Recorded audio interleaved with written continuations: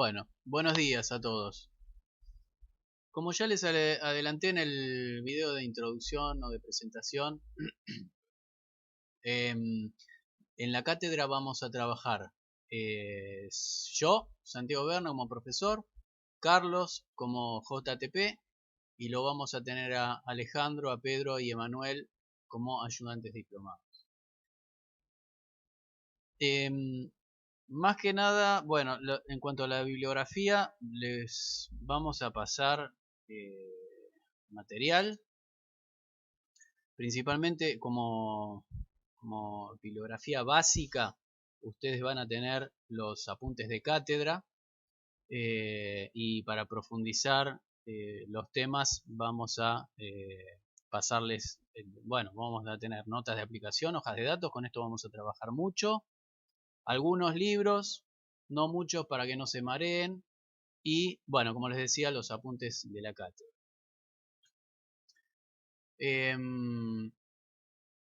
Esto que yo siempre pongo, que bueno, este año es medio difícil porque, digamos, que se haga realidad, porque normalmente nosotros hacemos un trabajo práctico donde ustedes tienen que construir un amplificador y soldarlo y demás. Bueno, este año no lo vamos a poder tener, pero digamos, yo lo que quiero con este mensaje es un poco reforzar lo que les comentaba anteriormente en cuanto a la modalidad y la actitud que ustedes tienen que tener o que deberían aprender a tener, porque se están acercando ya al final de la carrera y el trabajo requiere otras preparaciones, otros enfoques para la resolución de los problemas. Pero este señor, este Jim Williams, es un ¿cómo es esta palabra que está de moda? El legendario diseñador de circuitos analógicos de esta empresa, que es una de las más importantes del mundo. Eh, y él en un libro que escribió dice esto que dice acá, dice, en algún punto el análisis y la teorización debe detenerse y uno tiene que decidir o tiene que encarar una aproximación a la resolución y empezar a trabajar, hacer algo. Y dice, bueno, que esto muchas veces es doloroso, difícil, porque uno nunca tiene la suficiente información y la preparación para estar confiado de que esa solución va a funcionar. Pero dice, en un momento tus tripas te dicen que tienes que dejar el papel y agarrar el soldador. ¿Sí? Es un poco el mensaje que yo les comentaba. Es decir, eh, hay que estudiar lo más posible cómo sería la mejor resolución del problema, pero en algún momento hay que hacer algo. Y entonces dice, bueno, con los circuitos como en la vida, nunca debe esperar al barco a que venga, sino que tiene que hacer una balsa y remar. Entonces un poco lo que yo les comentaba de la iniciativa, ¿no? Bueno, este señor en su oficina, era un señor que estaba evidentemente todo el día haciendo y fabricando prototipos y cosas. Bueno, en la primera parte, en esta primera parte, yo les quería comentar un poco de qué se trata esta materia. Bueno, no sé exactamente cómo estará digamos, distribuido ahora las materias, ¿no? Pero digamos, cuando uno empieza a introducirse en la electrónica, la primera cosa con la que se topa es con este tópico, que es la física de semiconductores, ¿no? Y en esta materia o en esta etapa del estudio, uno estudia justamente los fundamentos de los dispositivos. Es decir, agarra un transistor y bueno, estudia las ecuaciones que dominan su funcionamiento. Mientras que en circuitos electrónicos 1 ya nos abocamos a ver qué características tienen las distintas topologías básicas de amplificación, ¿no? Y bueno, y cómo se analizan y para qué sirve cada una, básicamente. Tomando como ejemplo los transistores, ¿no? Y bueno, y en esta materia lo que pretendemos que aprendan ustedes es cómo se usan en definitiva los semiconductores. Bueno, junto con los demás elementos electrotécnicos, ¿no? Pero lo que hay que tener en cuenta es que como todas las cosas, con todos los productos, eh, los semiconductores son otros productos que son fabricados por fabricantes y que tienen que cumplir o dicen a veces cumplir este, con tales o cuales características y cuya información tampoco es infinita, digamos. Uno tiene las hojas de datos cada vez más chiquitas, cada vez menos hojas, cada vez menos datos. Y bueno, y con eso uno tiene que armar los circuitos. Entonces es importante ver cómo interactuamos con esa información. Por un lado tenemos la información que nos provee el fabricante y por otro lado las especificaciones del producto que nosotros queremos diseñar, ¿sí? Entonces tenemos que congeniar las dos cosas, ¿sí? No podemos pedir la ecuación de quinto grado que describe la ecuación exponencial de Eversmont. No, eso no va a estar en las hojas de datos. Va a haber una información muchísimo más chiquita.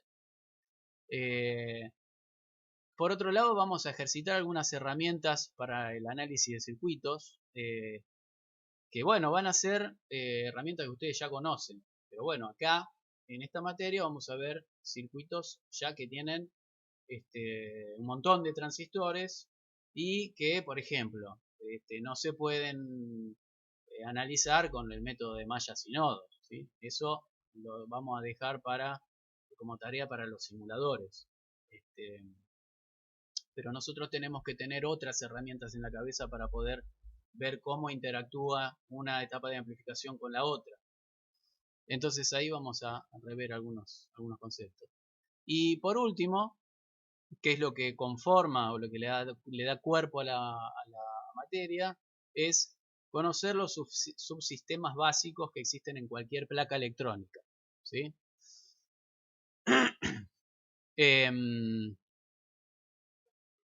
Entonces, bueno, fíjense, por ejemplo, la primera cosa que nosotros vamos a rever son las dos leyes de Kirchhoff. Ya todo el mundo sabe de qué se tratan las leyes de Kirchhoff y cómo se enuncian, ¿sí?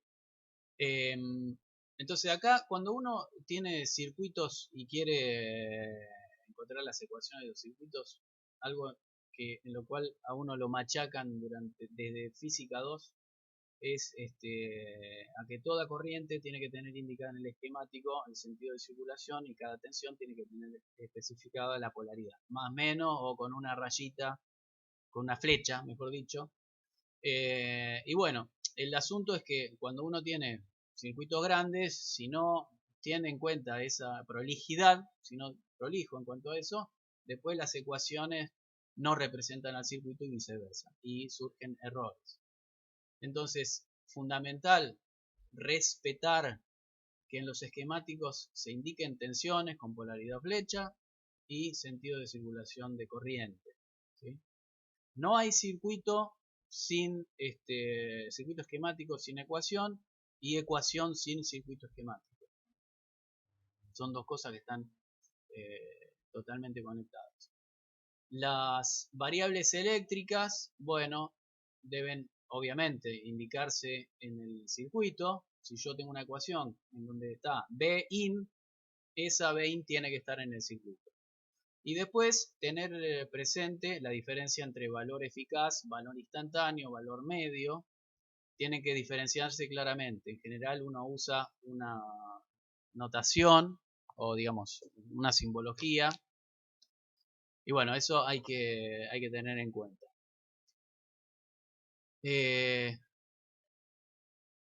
Bueno, este circuito no me acuerdo para qué está, pero después la otra cuestión, ¿no? Siempre a nosotros nos decían que una fuente de tensión es una fuente que impone la tensión independientemente de la carga, ¿sí? Y una fuente de corriente es una fuente que impone la corriente a la carga independientemente de esta, del valor, ¿sí? Lo primero que les voy a comentar, y que obviamente uno ya lo sabe, pero acá lo vamos a ejercitar bastante, es que ese concepto es un concepto ideal y que sirve para tener una idea, eh, pero es un modelo ideal, y que no existe en ningún orden tal cosa, en forma perfectamente ideal, ¿no? ¿A qué me refiero? Y que una fuente de tensión va a depender de qué carga yo le conecte, ¿sí? Entonces va a comportarse como una fuente de tensión para un determinado rango de cargas, y se va a comportar como una fuente de corriente para otro determinado rango de cargas. ¿Qué significa esto? Si nosotros tenemos un dipolo cuyo modelo de Thevenin es Bs igual a un vol Rs1 ohm, y con ese dipolo alimentamos una resistencia que puede variar entre 101 y 99 ohm, la pregunta es qué diría RL si viera hacia el dipolo. ¿En qué sentido? En que, bueno, ella vería que la tensión entre sus bornes cambia mucho o no cambia mucho, o la corriente cambia mucho o no cambia mucho. En este caso, imagínense si yo tengo una resistencia de carga que está en el orden de 100 ohm y tengo una resistencia de salida del dipolo de 1 ohm, ella va a ver que va a variar un poquito la resistencia y la tensión prácticamente no va a variar, va a quedar constante. Con lo cual, para esa carga, el dipolo D se está comportando como una fuente de tensión. Ahora, ¿qué pasa si ahora RL es 0,01 ohm? ¿Sí? Y varía esta RL2 entre, qué sé yo, ¿no? 0,01 y 0,02. ¿Qué es lo que ve RL? Que se mantiene constante en sus puntos de conexión. Y bueno, ahora fíjense que la RL es mucho más chica que la resistencia del dipolo. Entonces, ¿quién determina la corriente? Y la determina la resistencia de salida del dipolo. ¿Y va a variar mucho o poco la resistencia de la corriente cuando RL2 varíe entre 0,01 y 0,02? Y va a variar poco, porque la corriente más que nada va a estar determinada por la resistencia de salida del dipolo. Entonces, en ese caso, para esta resistencia de carga, ese dipolo que antes se comportaba como fuente de tensión, ahora se comporta como fuente de corriente. Entonces, independientemente de que uno siempre puede modelar un dipolo como un Thevenin o como un Norton, la pregunta es, bueno, si son válidos ambos, sí, siempre son válidos los dos dipolos. La pregunta mejor es cuál representa mejor al dipolo, ¿sí? Las fuentes reales, ¿sí? Todas las fuentes que uno va a analizar y a fabricar y a diseñar, siempre siempre están en esta posición, digamos. Van a ser fuentes de corriente o fuentes de tensión dependiendo de la carga que se le conecte. Entonces, siempre va a haber una dependencia entre el dipolo, que actúa como fuente, y su resistencia de carga. Bueno, avanzando un poco más, lo que les quería comentar es un poco este asunto de qué herramientas nosotros vamos a analizar, o digamos, qué herramientas vamos a usar, mejor dicho, para hacer los análisis de los circuitos. Claramente para hacer análisis en el papel, nunca vamos a utilizar los modelos que nosotros veíamos en física de semiconductores. No vamos a usar en la cotidianeidad los circuitos o las ecuaciones de Bohr-Mol. ¿Sí? Eso está descartado de plano. Si en consecuencia, y por más que estas ecuaciones tampoco son exactas, porque los dispositivos no son ideales y las junturas tampoco son ideales, esto hay que tenerlo como una aproximación al modelo, ¿sí? De cómo funciona una juntura, pero no lo vamos a usar como mecanismo, como herramienta de trabajo, ¿sí? Básicamente nosotros lo que como vamos a conceptualizarlo, si se quiere, el transistor es como un dispositivo de 3 terminales que tiene una entrada, estamos hablando de un bipolar, ¿no? En el caso de los FETs de juntura o de los MOSFETs, esto no vale, ¿sí? Pero bueno, la mayor, digamos, nosotros vamos a trabajar con el transistor bipolar. Y conceptualmente, más allá de que esto tenga ecuaciones no lineales, exponenciales y demás, uno no tiene que olvidarse que el transistor es algo tan simple como que entre base y emisor uno tiene un diodo y en consecuencia la corriente que circule por la base va a estar determinada por el dipolo que le conecte, la resistencia de salida y esta juntura. Eso en la entrada, y en la salida no va a ser otra cosa que la corriente que circule por la base multiplicada por la ganancia del bipolar, que es de alguna manera lo que hace el truco, ¿sí? Lo que convierte al transistor como un dispositivo de amplificación. Entonces, avanzando un poco más, vamos a necesitar imperiosamente que en el transcurso de esta materia tengamos algunas cosas bien presentes con respecto a las diferentes topologías de amplificación eh, que existen, ¿sí? Estas topologías de amplificación tanto valen para el transistor bipolar como para los transistores de juntura o cualquier otro tipo, o válvulas, ¿sí? Válvulas de vacío, que ya vamos a ver en su momento. Entonces, lo que tenemos que tener bien en cuenta es cuáles son las características que tiene cada una de estas topologías. Bueno, ya conocemos el emisor común. El emisor común, más allá que tenga o no resistencia de degeneración de emisor, la salida sale por colector, ¿sí? Entra por base y sale por colector. En la colector común o seguidor por emisor, la salida sale por emisor, ¿sí? Y en la configuración base común, la base está fija y se sale por colector y se entra por el emisor del transistor. Cada una de ellas tiene sus características de amplificación de tensión, amplificación de corriente, resistencia de entrada y resistencia de salida. Bueno, y después cada una también tendrá sus características de ancho de banda. Esto es muy importante que ustedes lo estudien, lo vuelvan a estudiar y lo tengan bien clarito. Siempre lo vamos a trabajar todo el día con esto.